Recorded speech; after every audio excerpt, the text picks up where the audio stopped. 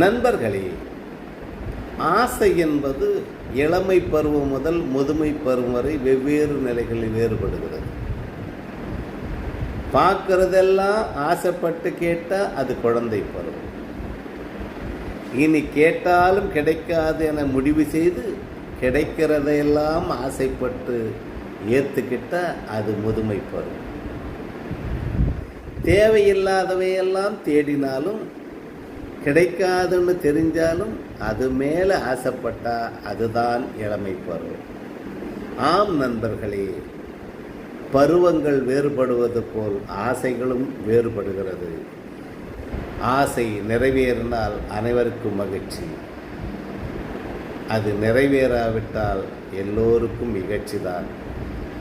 நண்பர்களே, இந்த வீடியோ பிடிச்சிருந்தா சப்ஸ்கிரைப் பண்ணாதவங்கள சப்ஸ்கிரைப் பண்ணுங்கள்.